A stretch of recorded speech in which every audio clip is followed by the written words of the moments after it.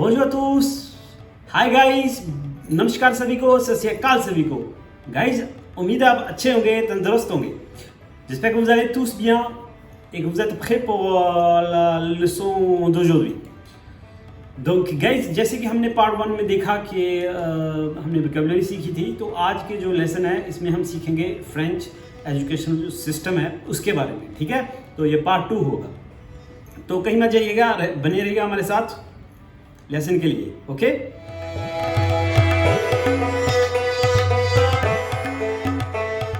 तो गाइस, जैसे कि हमने पिछली लेसन में देखा था शब्दावली मींस वोकैबुलरी और वोकैबुलरी के बारे में, तो आज जो है आज हम सिस्टम के बारे में जानेंगे। जो एजुकेशन सिस्टम है फ्रांस में वो कैसे काम करता है। ठीक है, तो बढ़ते हैं आगे।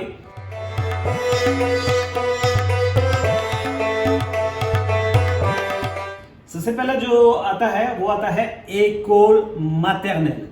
école maternelle इंग्लिश में नर्सरी स्कूल, हिंदी फ्रेंच में हम बोलते हैं école maternelle। école जो maternelle है वो 3 से 6 साल के बच्चे के लिए होता है फ्रांस में। ठीक है, तो इसमें क्या क्या आता है? 3 से जो 4 साल का जो पहला साल आता है उसमें हम करते हैं petite section। petite section जैसे कि यहाँ पे है petite section। ओके, उससे जो आगे आता है 4 से जो 5 वाला आगे वाला साल आता है उसमें हम क्या करते हैं? उसमें हम करते हैं moyenne section। 4 से 5 का moyenne section। ओके, और जो एंड पे आता है 5 से 6 साल का जो साल आता है एंड वाला, उसमें हम क्या करते हैं? उसमें हम करते हैं grande section। तो गाइस, जहाँ पे 3 साल कवर हो गए, 3 से 6 साल का, 3 से 4 साल, 3 से 4 petite section, 4 से 5 moyenne section, 5-6 से grande section। ओके, ये तो हो गया école maternelle के लिए। उससे जो आगे आता है वो आता है école primaire। école primaire जो 6 साल से लेके 11 साल की उम्र तक जाता है, इंग्लिश में प्राइमरी स्कूल। तो सबसे पहले इसमें क्या आता है? 6 से 7 साल में हम क्या करते हैं? हम करते हैं सेपे। सेपे सेपे का क्या मतलब हुआ? सेपे का मतलब होता है cours préparatoire। cours préparatoire। Okay, उससे जो आगे वाला साल है 7 से 8 वाला साल, इसमें हम क्या करते हैं? इसमें हम करते हैं CE1। CE1 CE1 का मतलब होता है cours élémentaire première année। cours élémentaire première année। Okay, 8 से 9 साल CO2 इसमें होता है cours élémentaire deuxième année।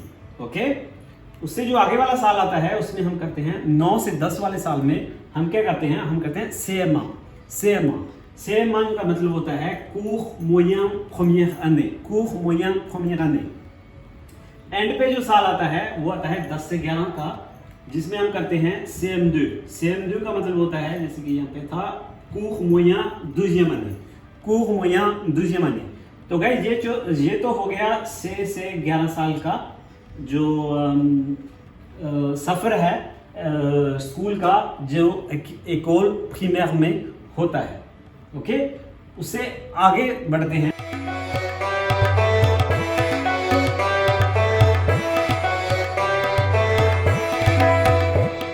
आगे आता है कॉलेज। जैसे कि पिछली वीडियो में मैंने मेंशन किया था, जो कॉलेज है कॉलेज फ्रेंच में है और इंग्लिश का कॉलेज जो इंडिया वाला है वो सेम नहीं है। ये जो कॉलेज है ये 11 से 15 साल की उम्र के लिए है फ्रांस में, और वो जो इंडिया वाला कॉलेज होता है वो कॉलेज बड़े बच्चों के लिए होता है, जैसे 11वीं 12वीं 15वीं तक। ठीक है, तो इसको हम प्राइमरी स्कूल के साथ रिलेट कर सकते हैं कॉलेज को।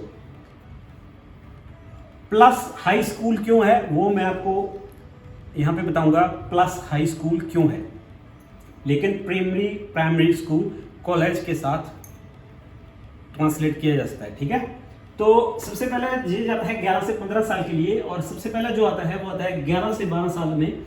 11 से 12 साल में हम करते हैं सीजियम। ओके, उसके बाद जो अगला साल आता है 12 से 13, उसमें हम करते हैं सेंकियम। ओके, अगले साल में हम 13 से 14 साल में करते हैं क्याट्रियम। एंड पे जो है साल 14 से 15 का, उसमें हम करते हैं troisième। ओके, troisième जो है वो यहाँ पे देखेंगे आप ऑप्शनल है। क्यों ऑप्शनल है? क्योंकि इसी का कारण है कि मैंने वहाँ पे प्लस हाई स्कूल लिखा है, क्योंकि यहाँ तक आप प्राइमरी स्कूल में कर सकते हैं, troisième जो है वो आप हाई स्कूल में भी कर सकते हैं, लेकिन कोई मैंडेटरी नहीं है।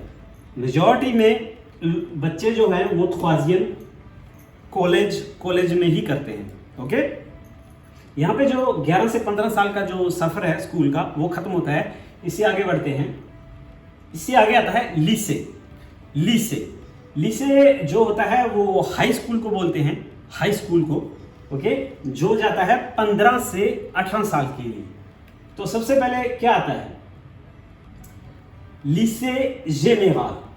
गाइस यहाँ पे मैं एक इंफॉर्मेशन बता दूं आपको, लीसे जो है हाई स्कूल है वो अलग अलग प्रकार के होते हैं फ्रांस में, ठीक है। सबसे पहले हम देखेंगे लीसे जेनेरल। इसका क्या मतलब हुआ?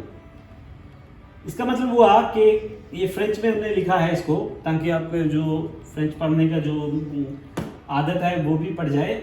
Quand on intègre un lycée général, on part souvent du principe que les études vont être assez longues, les cours sont théoriques, il y a très peu d'ateliers ou de travaux pratiques, on apprend à réfléchir et à être à l'aise avec les choses abstraites, à avoir de l'esprit critique। इसका क्या मतलब हुआ? हमने English में भी translate किया है इसको। इसका मतलब ये हुआ कि जब आप लीसे जेनेरल में जाते हैं तो आप ज़्यादातर हायर स्टडी के लिए लीसे जेनेरल में जाते हैं, ठीक है, जिसमें ज़्यादातर जो क्लासेस होती हैं वो थ्योरिकल होती हैं, उसमें वर्कशॉप नहीं होते हैं और यहाँ प्रैक्टिकल वर्क नहीं होता है।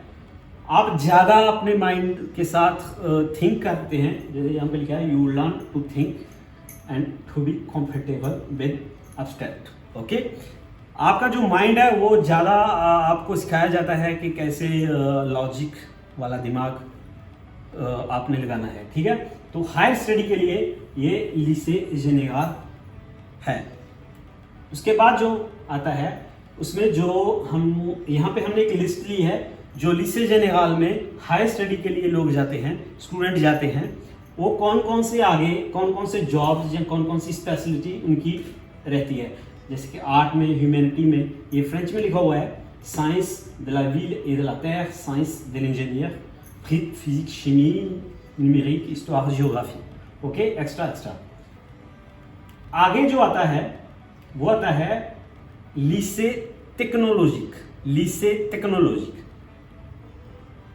इसका जो अगर डेफिनेशन है वो भी तकरीबन मिलता जुलता है लीसे जेनेरल में। जैसे कि यहाँ पे लिखा हुआ है comme le lycée général, le lycée technologique permet plus tard de suivre les études dans le domaine de technologie. Les cours sont pratiques et théoriques. Vous vous orientez vers la voie technologique. Il existe 8 séries technologiques, chacune disposant de ses spécialités et de ses programmes. Ok? English में अगर इसको हम translate करें तो similar है जो लीसे general के साथ, इसका जो सिमिलर है लीसे टेक्नोलॉजिक, लेकिन इसमें अपॉर्चुनिटी क्या है कि ये स्टडी जो है वो तकनीक के मामले में इनकी स्पेशलिटी रहती है, ठीक है, जिसमें आपके पास यहाँ पे लिखा हुआ है classes are practical as well theoretical. इसमें क्या है कि जो लीसे जेनेरल है उसमें आप जो पढ़ाई है वो सिर्फ थ्योरी है, यहाँ पे थ्योरी भी है और प्रैक्टिकल भी है, ठीक है। और जो आपके पास स्पेशलिटी रहती है यहाँ पे वो है ये आर्ट स्पेशलिटी या सीरियल है टेक्निक के मामले में। अगर आपने लीसे टेक्नोलॉजी किया है तो ही आप आगे ये जो स्पेशलिटीज हैं इनको ज्वाइन कर सकते हैं, ठीक है। आगे जो आता है वो आता है लीसे प्रोफेशनल, lycée प्रोफेशनल, इसका क्या मतलब हुआ? ये lycée क्या है? Si un adolescent souhaite travailler ou plus vite et qu'il veut apprendre en pratiquant, alors le lycée professionnel est idéal. Il forme un métier avec un bac professional ou un CAP. Guys हम देखेंगे कि bac और CAP क्या है, इसका मतलब अगले slide में हम देखेंगे, ठीक है? On est prêt à travailler car on a appris des gestes techniques, on a découvert une culture professionnelle. Pour apprendre, on fait beaucoup d'ateliers et de stages. En lycée professionnel, les élèves ont moins de matières générales dans la semaine. इसका क्या मतलब हुआ? इसका मतलब है अगर जैसे teen age में आप जल्दी से जल्दी जो रियल लाइफ है, प्रोफेशनल लाइफ है, उसमें इंटीग्रेट करना चाहते हैं, आप हायर स्टडी के लिए आपका मन नहीं करता है और जल्द से जल्द आप एक जॉब जो स्पेशलिटी है, मैकेनिक बनना है, जहाँ आपने कुछ सेल्समैन, जहाँ कुछ कोई भी तकनीक हो, उसमें आप जल्द से जल्द जाना चाहते हैं, तो आप lycée प्रोफेशनल ज्वाइन कर सकते हैं. इसमें क्या होगा कि आपको आपके जो सिलेबस है, जो आपके पीरियड होंगे, वो ज़्यादातर आपके जो जॉब है उसके ऊपर ही आधारित होंगे. जो जनरल सब्जेक्ट होंगे वो बहुत कम होंगे और बहुत सारे आपको इंटर्नशिप भी करने पड़ेंगे और बहुत सारा आपको स्कूल में ही वर्कशॉप करवाया जाएगा, ठीक है? तो जल्द से जल्द आप जो रियल लाइफ है, प्रोफेशनल लाइफ है, उसमें इंटीग्रेट हो सकते हैं. और बात हम जानेंगे इसमें क्या है. तो ये इंग्लिश में यही क्या लिखा है कि you are ready to work because you have learn technical skills and discovered a professional culture. Okay, to learn you do a lot of workshops and internships. तो ये lycée प्रोफेशनल में है. इसमें स्पेशलिटी ज़्यादातर जो होती है, जैसे कि मैंने पहले आपको बताया, मैकेनिक, ला वांत, ला कंटेबिलिटी, एक्स्ट्रा. ओके, तो आगे आते हैं. आगे है CFA. ये lycée नहीं है, ये CFA है. ये lycée प्रोफेशनल की तरह ही है, सेम. इसका जो सिस्टम है, इसका मतलब होता है सेंट्र de formation d'apprentis. सेंट्र de formation d'apprentis. इसका डिफरेंस क्या है? ये सेम देन lycée प्रोफेशनल. इसका डिफरेंस CFA का जो है वो है, le CFA est un établissement de formation qui assure un enseignement et en alternance à des jeunes âgés entre 16 et 25 ans sous la configuration de l'apprentissage. Okay? Les étudiants ont un statut de jeunes travailleurs salariés en entreprise sous la responsabilité d'un maître d'apprentissage. Ils ont conclu un contrat de travail. क्या मतलब हुआ इसका? इसका मतलब है कि आप जैसे ही CFA में जाते हैं, 16 साल की उम्र में ही आप डायरेक्टली एक कॉन्ट्रैक्ट वर्क होता है जो वो एक कंपनी के साथ साइन कर सकते हैं. और उससे क्या होगा कि आप जैसे एक रिटर्न के हिसाब से बताऊं, 3 हफ्ते आप कंपनी में काम करते हैं और 1 हफ्ता आप स्कूल में जाते हैं.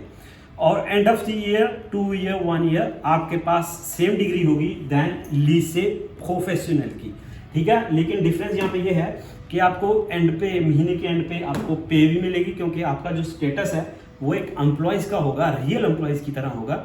और आपको सैलरी भी मिलेगी और आपके एक वर्क जो कॉन्ट्रैक्ट है, यहाँ पे लिखा है जैसे they sign an agreement of employment. Okay, तो ये डिफरेंस है बिटवीन lycée प्रोफेशनल और CFA के. ओके, तो आगे अब हम देखते हैं. इसमें भी सेम ज़्यादातर मेजॉरिटी हैं, मैकेनिक, वांत, कंटेबिलिटी आते हैं. तो यहाँ पे जो lycée और CFA का हमने देखा है, तो हम इन चारों को एक लाइन में लगाते हैं. lycée général, lycée technologique, lycée professional, CFA. तो 14 से 15 साल की एज में, 14 से 15 साल की एज में, जैसे कि पिछली स्लाइड में हमने देखा था कि troisième जो है वो ऑप्शनल है, आप कॉलेज में भी कर सकते हैं, ठीक है? 15 से 16 साल की उम्र में जो ईयर आता है उसमें हम बोलते हैं, जैसे यहाँ पे है, अगर लीसे जेनेराल है तो सेकंड जेनेराल, अगर लीसे टेक्नोलॉजी का है तो सेकंड टेक्नोलॉजिक, अगर लीसे प्रोफेशनल है तो सेकंड प्रोफेशनल। यहाँ पे आएगा से आपे पुलियाने। गाइस जो आपने देखा से आपे एक स्लाइड में, तो मैंने आपको बोला था कि हम जानेंगे, इसको से आपे बोलते हैं, ठीक है। 16 से 17 साल की उम्र में हम प्रीमियर जेनेराल, प्रीमियर टेक्नोलॉजिक, प्रीमियर प्रोफेशनल et CAP, deuxième année, ok, CAP deuxième année। 17 से 18 साल की उम्र में हम बोलते हैं terminal general, terminal technological, terminal professional, okay. तो जैसे ही आपने टर्मिनल जेनेराल पास किया या टर्मिनल टेक्नोलॉजिक पास किया या टर्मिनल प्रोफेशनल पास किया, अगर मैं रॉन्ग नहीं होऊंगा तो ये, अगर इसको कंपेयर किया जाएगा इंडियन सिस्टम में, जैसे कि आपने 12 पास कर लिए, ठीक है, 12 पास कर लिए, तो अगर आपको कोई मिलता है फ्रेंच स्टूडेंट जहाँ उसका लेवल, अगर वो बोलेगा कि मेरे पास एक बक है, बक, जैसे ही आप टर्मिनल प्रोफेशनल टेक्नोलॉजी की जेनेरल पास करते हैं तो आपको फ्रेंच में बोलते हैं बकालोरिया, शॉर्टकट में बोलते हैं बक, जैसे कि हमने पिछले स्लाइड में देखा था। इसका मतलब आप 12 पास हैं, ओके, उसको हम बोलते हैं बक, okay, un bac général, j'ai un bac technologique, j'ai un bac professionnel, okay. यहाँ पे जो है वो जो लीसे का जो है वो जो स्टेज है वो खत्म हो जाती है।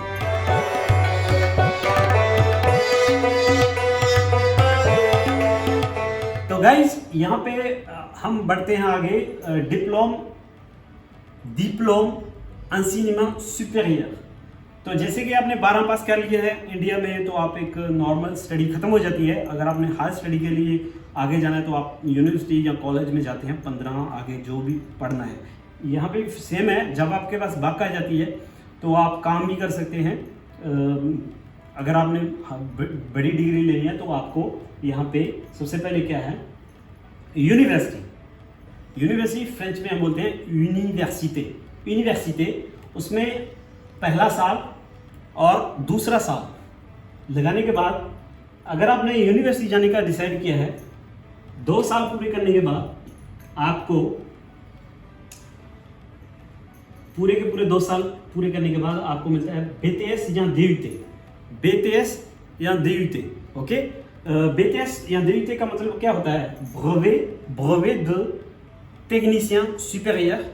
DUT का मतलब होता है डिप्लोम यूनिवर्सिटाire de टेक्नोलॉजिक, ओके, जिसको हम अकाउंट भी कर सकते हैं। जैसे कि आपके पास अब बक है, लीसे में आपने एक बक लिया है, ओके, यहाँ पे 2 साल लगाने के बाद यहाँ पे आपको बक +2 बन जाएगा, +1 +2, बक +2, बक +2, ओके। जैसे कि आपको कोई अगर कहता है कि मेरे पास या नीबू बक +2, उसका मतलब है उसके पास या तो BTS है या DUT है, ओके। उससे आगे क्या आता है, उससे आगे आता है लीसेंस, ये लीसेंस है, लीसेंस, और इसका हो गया बक +3, आप ऐड करते जाएंगे, 1 साल ऐड कर लिया तो बक +3 बन गया।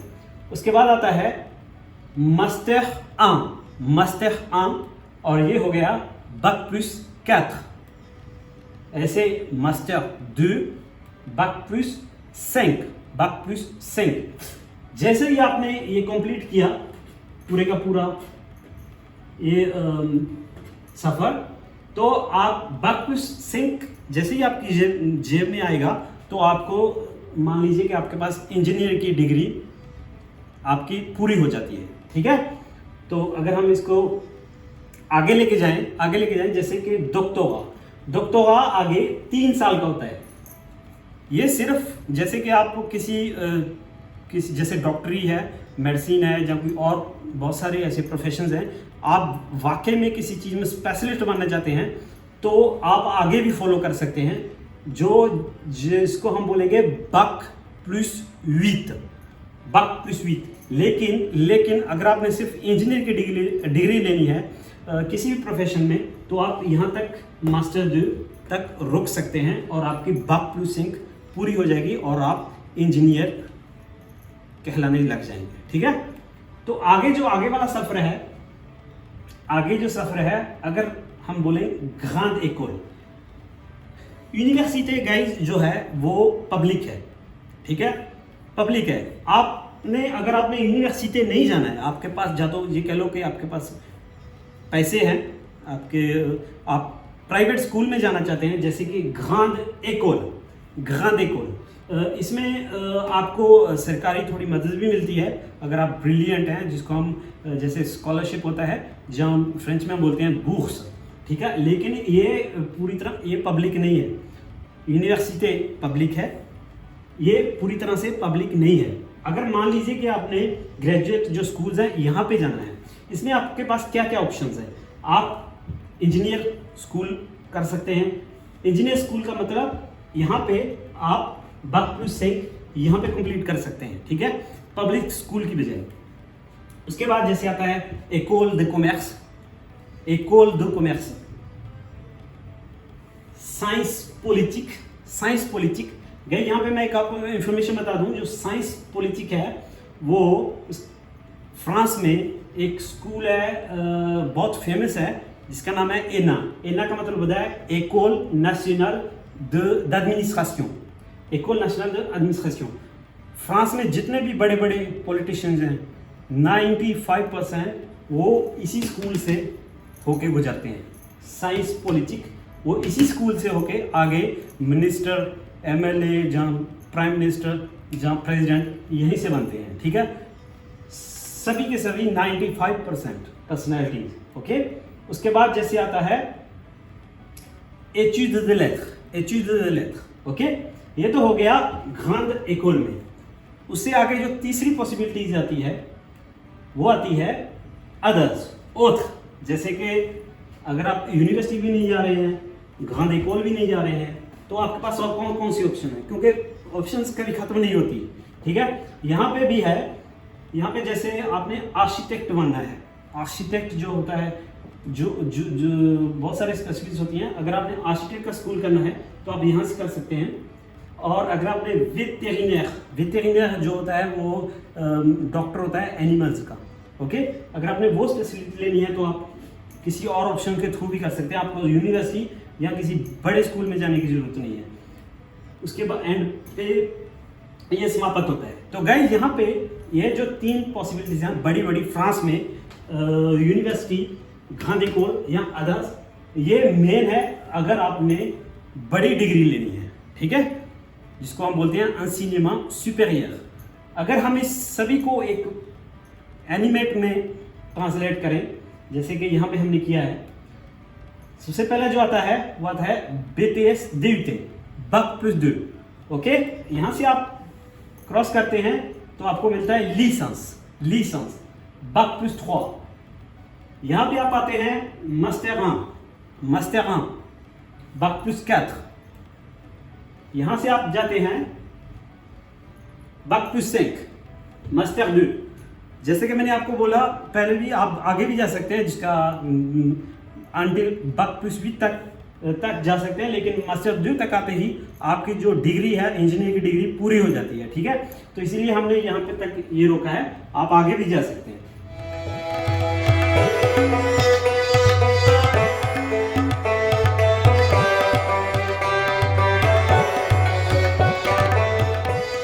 तो यहाँ पे गाइस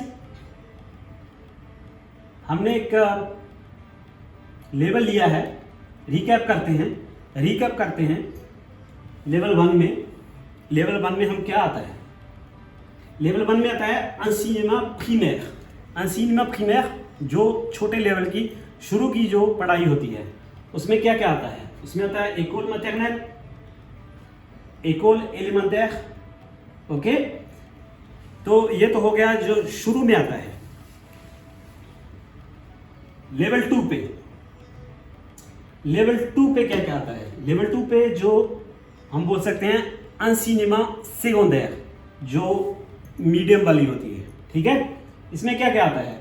इसमें आता है कॉलेज, इसमें आता है लीसे, ओके, और एंड पे जो लेवल आता है वो आता है niveau 3, niveau 3।